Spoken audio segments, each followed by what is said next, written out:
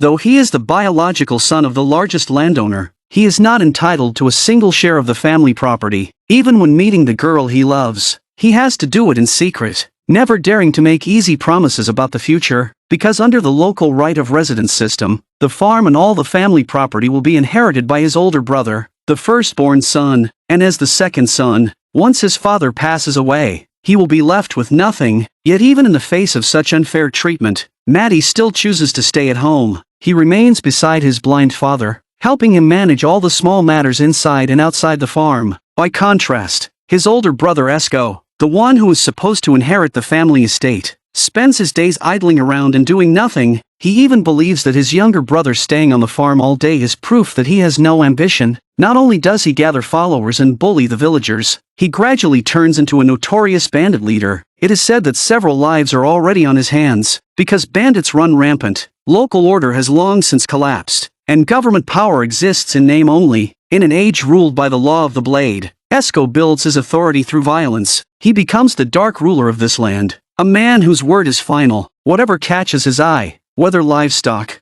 horses, or living people, he will seize it by any means necessary. Isälle. Löytyi muuten harvinainen hevonen. Se on hyvä ja halpaa. Uusi renki löytyy. Valtteri! Meillä on työmiehiä tarpeeksi, kun kaikki vaan tulis töihin. Valtteri on hyvä ja nyhtyri pojanklappi. Sovitahanko, Esko? Totta välitalon värväämiset hoitaa välitaloon isäntä.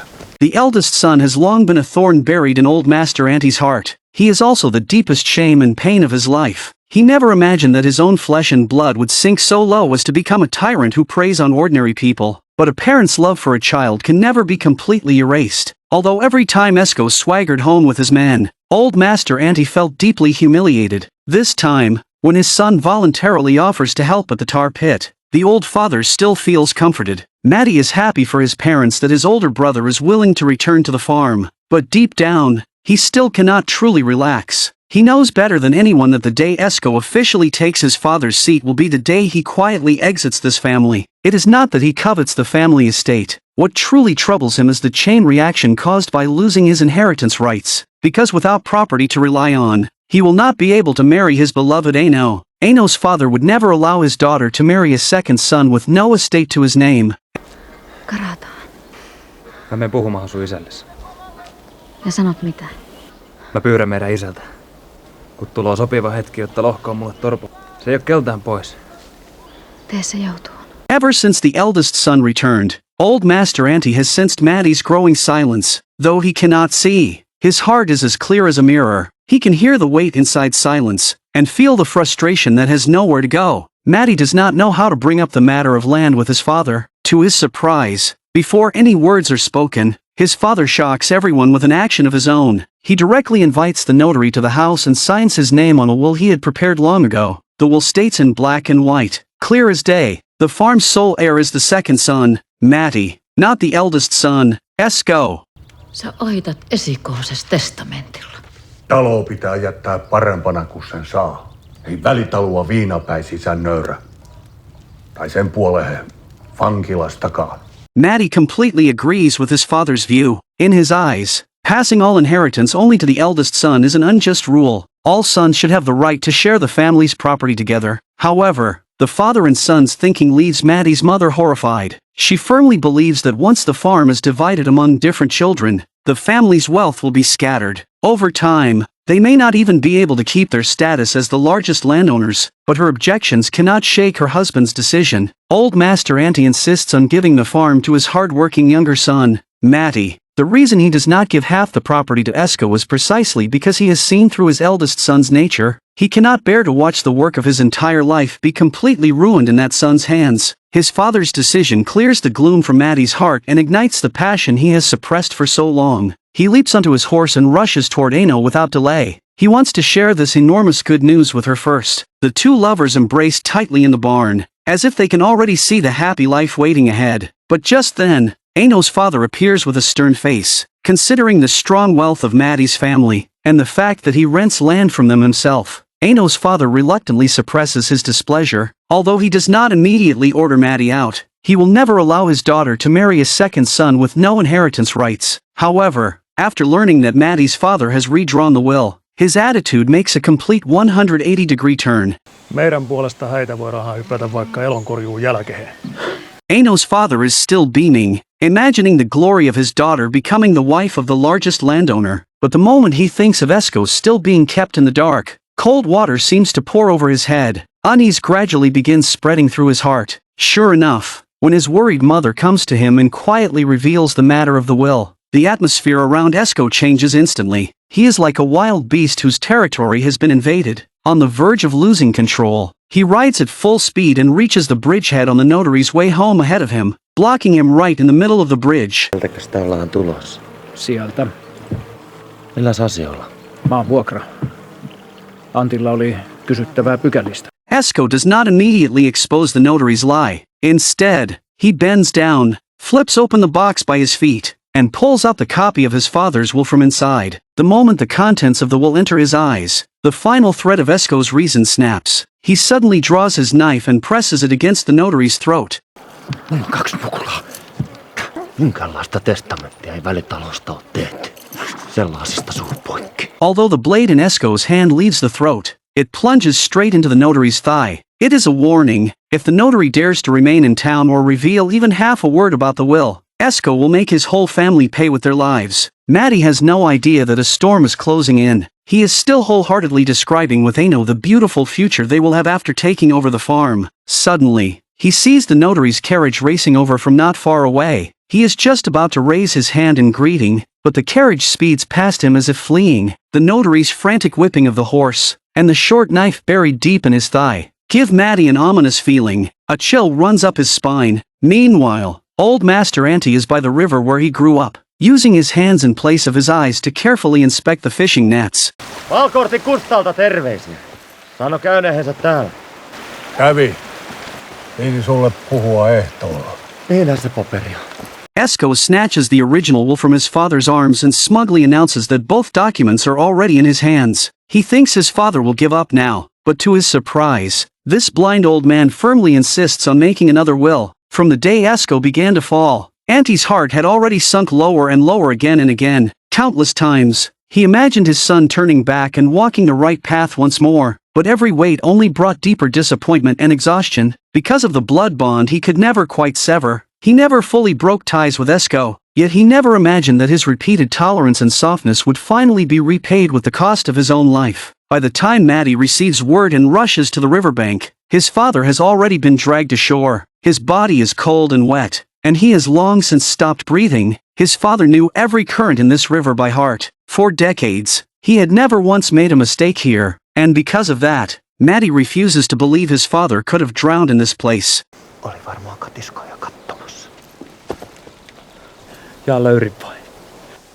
Löyritkö ensin valkortti? Esco does not answer his younger brother's question. Instead, he pulls him aside and warns him in a low voice. If Mattie knows his place, then after Esco takes over the farm, he will still treat Mattie as a brother and leave a place for him there. Mattie fights desperately to hold back the tears threatening to spill from his eyes. He turns his head and asks his mother in a trembling voice why she will not tell the truth. Before his death, father had clearly already made a will leaving the farm to him, the younger son, but the only answer he receives is his mother's silence, and the sight of her turning away. Originally, Esco was still considering letting his younger brother stay, but when he sees the engagement ring on Mattie's hand, he suddenly changes his mind. If Mattie dares to propose to the girl he loves, it means he has already prepared himself to become the farm's successor. Ignoring the troubled look on his mother's face, Esco harshly orders Mattie to leave at once and forbids him from taking even a single piece of luggage. Mattie only wants to take his father's ancestral short knife as a keepsake, but even that tiny wish is ruthlessly denied by Esco. Esco's men hover nearby like shadows. Mattie understands that any resistance will be useless. He can only force down all his rage and unwillingness. After putting down the short knife, he leaves the land that no longer belongs to him. His father dies suddenly, and his mother sides with his older brother. In an instant, Mattie has nothing, just when he has no idea where to go. His childhood best friend Kali actually comes after him.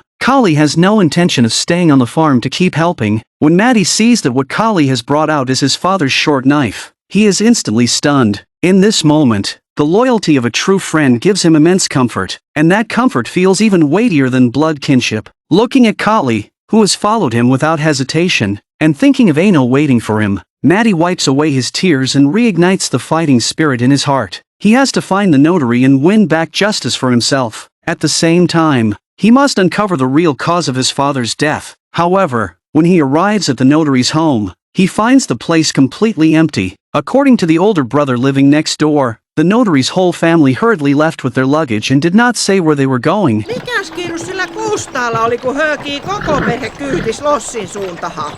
One casual remark from the neighbor unexpectedly points directly to the notary's whereabouts. After hearing it, Matti wastes no time, leaps onto his horse, and gallops straight toward the ferry crossing, but by the time he arrives, the ferry has already reached the middle of the river. Matti shouts from the shore, demanding that the notary tell the truth, but the moment the notary sees him, he panics and urges the boatman on. His whole family joins in, desperately pulling the rope to move toward the far bank.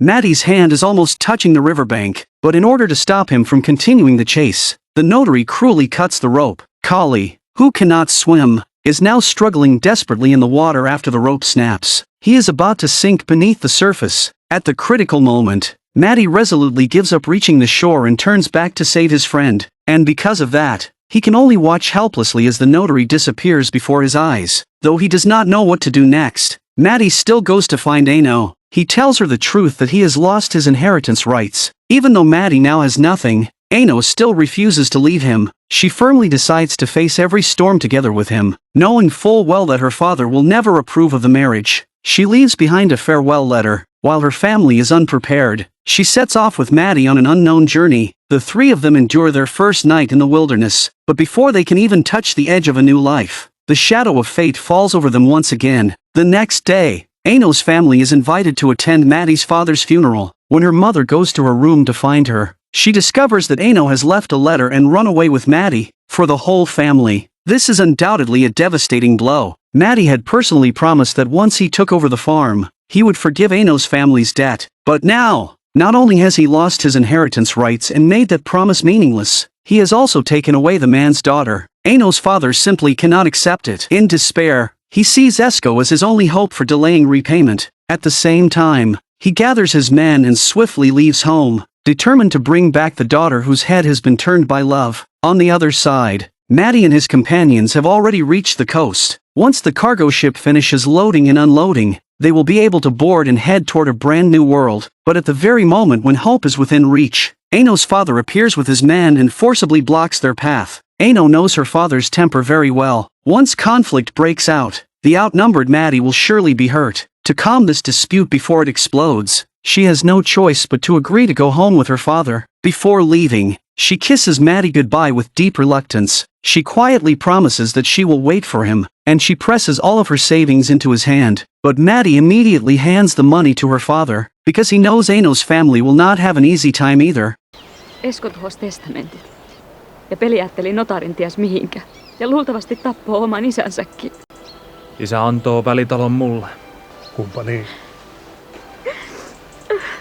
Maailmassa ei aina totuus voita. Eikä valheelle pidä antautua. Isäs, sellaisen miehen perässä olisin mennyt vaikka leijona kitaa. Mä Jeesus paljon samaa.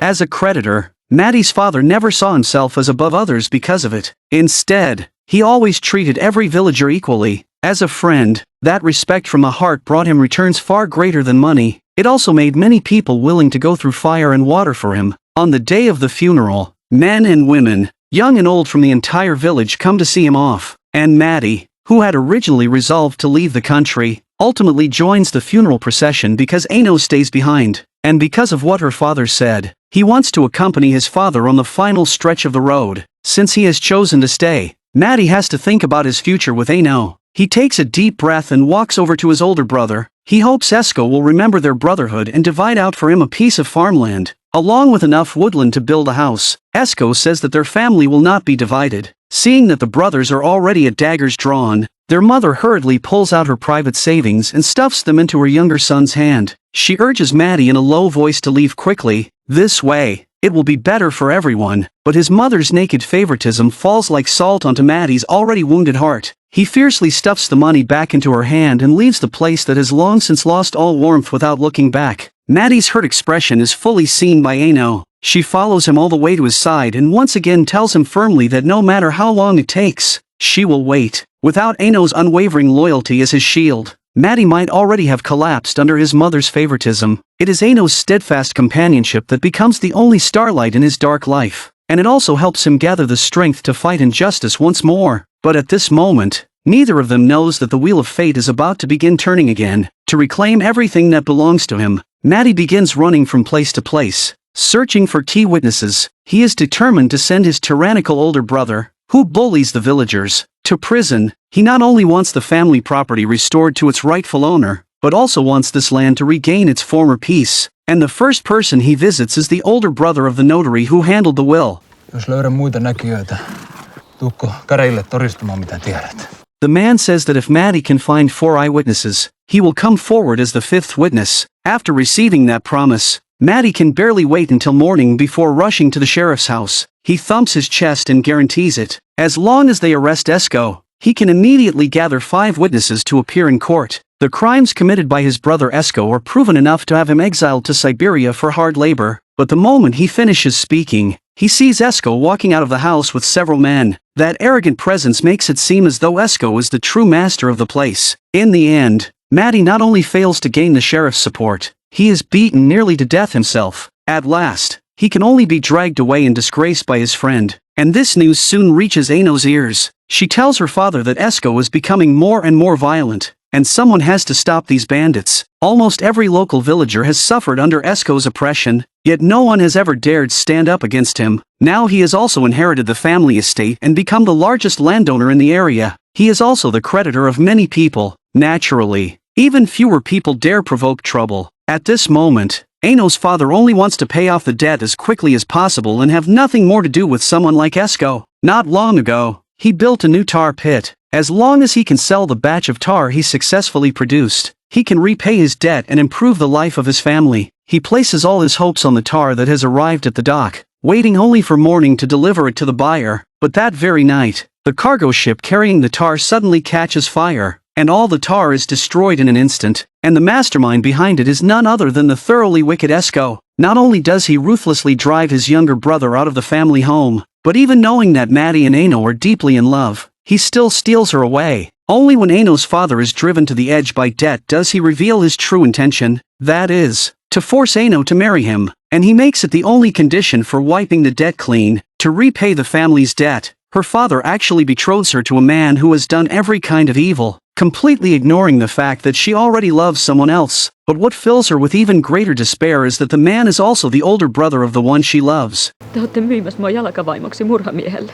Vähän tällaiseen uskoisi on se joltaasi aivan pakkoraos, jos näin ei tehdä. Aino knows very well that the fate of her entire family rests on her shoulders. No one can bear the price of her running away from the marriage. Although she cannot break free from the shackles of fate, she will never allow her chastity to be violated by a wicked man. She finds Mattie, who is temporarily staying in a ruined barn, between decay and dust. She gives him everything she has as a woman, without holding anything back. In this moment, there is no coercion, only willing surrender. Mattie cannot stand by and watch Aino fall into his older brother's clutches. If the law of this place can do nothing to him, then he will take him to the provincial capital to face judgment. To carry out this plan, Aino turns the tables and takes the initiative to show favor. Her visit delights Esco, and he eagerly dismisses all his men. Once Esco is alone, Aino leads him step by step deep into the woods, and Mattie and Kali have already been lying in wait there for a long time. Täältä löytyykö mulle kilapakosia?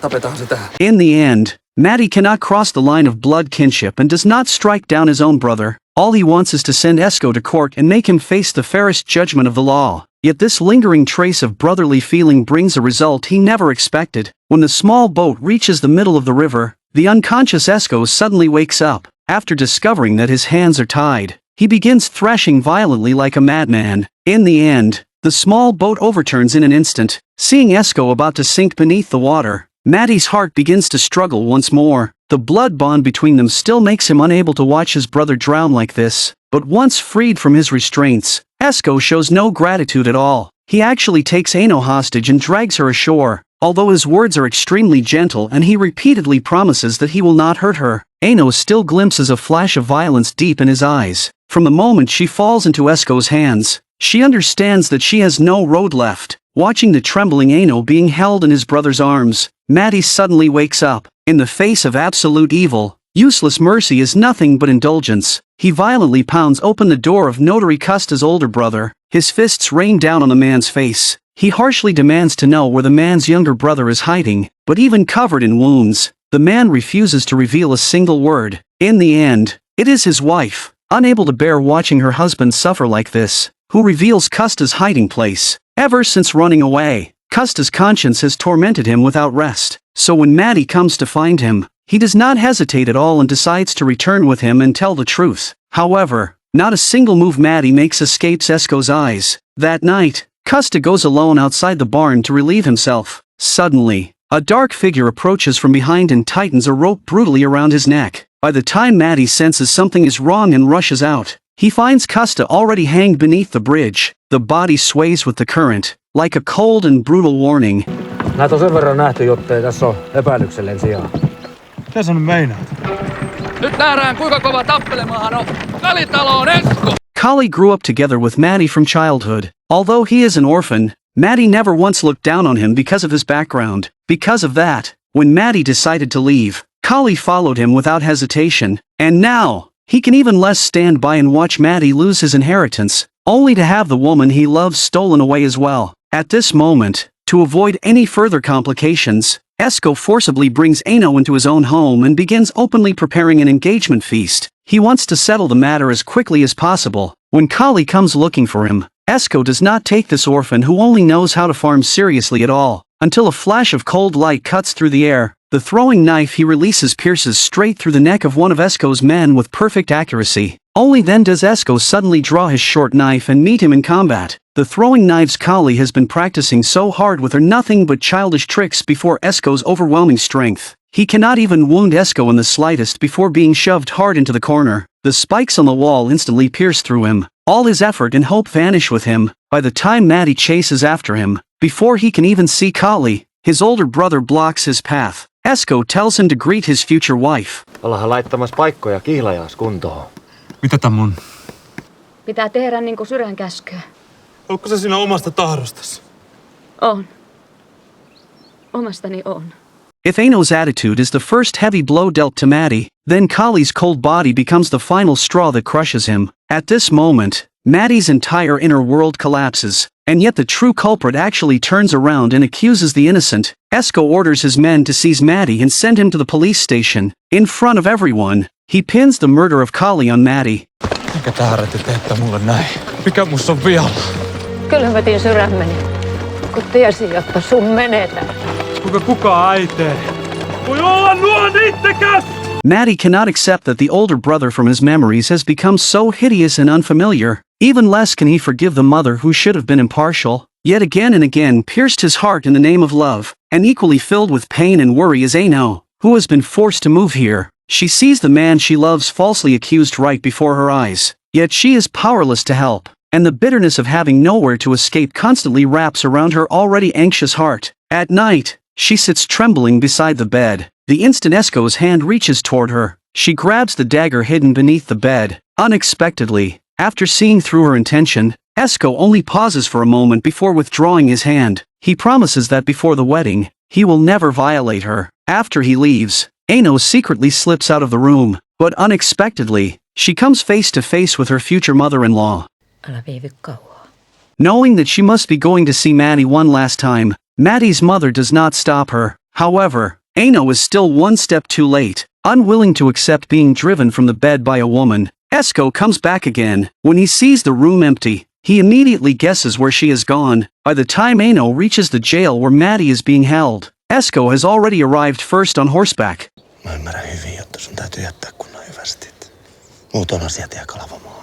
Although he shows a seemingly open-minded side and allows her to meet Mattie, Aino knows that he is listening to every word they say. She pretends to be resolute and returns the engagement ring to Mattie. At the same time, without making a sound, she slips something else into his hand. After she turns and leaves, Mattie opens his palm. He sees the iron nail capable of prying open his chains. Early the next morning, while being escorted toward the place of exile, he uses the excuse of relieving himself to walk into the grass nearby. With Aino's iron nail, he successfully frees himself and escapes with his life. News that Mattie has escaped midway soon reaches Esko's ears. To prevent any more changes, he actually sends men to drag the priest over by force. He orders the priest to perform his wedding with Aino that very day, completely ignoring the fact that the priest is in the middle of giving last rites to another family. Although she is unwilling in every way, Aino still has no choice but to put on a wedding dress. Like a puppet on strings, under the gaze of a hall full of guests, she is forcibly brought to Esko's side. And when the priest asks whether she is willing to marry Esko, Mattie finally appears. Eikös tuo ole kysymättäkin selvä?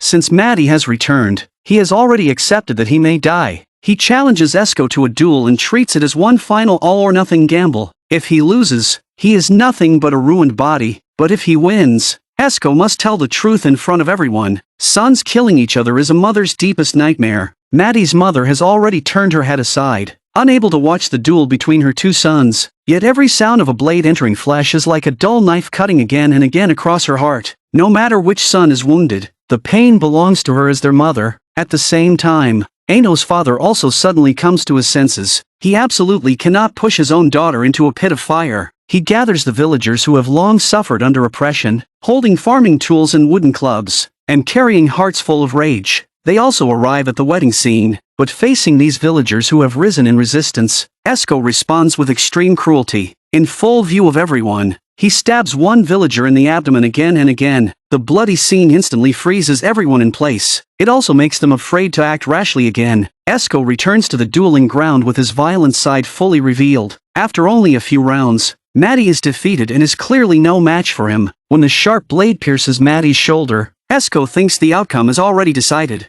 Who would have thought that the moment he relaxes, Mattie launches a counterattack with astonishing willpower. With a flash of cold light, the dagger is already pressed firmly against Esko's throat. Mattie tells Esko to reveal their father's will to everyone, but Esko denies that any will exists. Seeing that Mattie is about to act against his older brother, their mother finally speaks the truth. Matti puhuu totta. Matti puhuu kaikesta totta. Vissiin tappoo isänsäkin.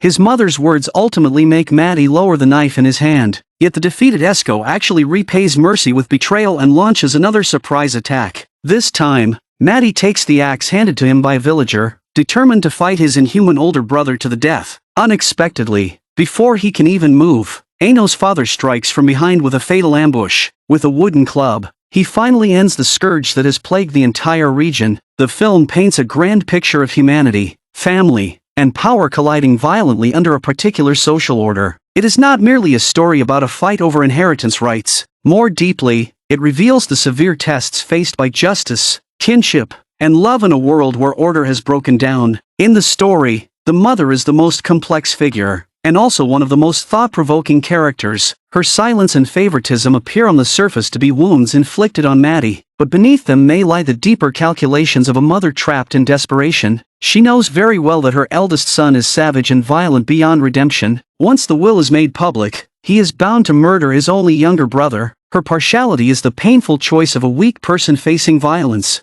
made in order to preserve at least one thread of bloodline. Every time she drives Mattie away, it is as if she is pushing him farther from his older brother's blade. At the end of the story, Esko dies from a surprise attack by Aino's father, not through brothers killing one another. This means that the power which finally ends the demon inside the family comes from the outside world he has oppressed. This is not simply a feud between brothers, and Esko's downfall is not only Mattie's fight to reclaim what belongs to him, it is also the entire region's collective reckoning for the violence it has endured for so long.